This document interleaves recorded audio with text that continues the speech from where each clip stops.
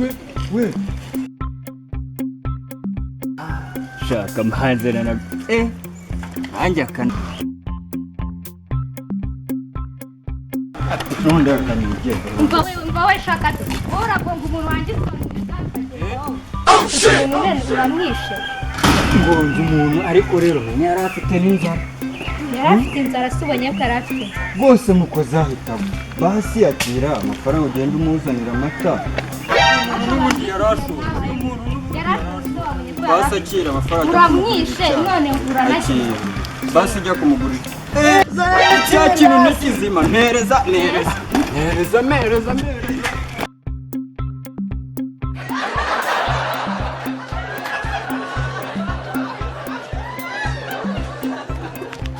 gare ryanjye rigiye he gare ryanjye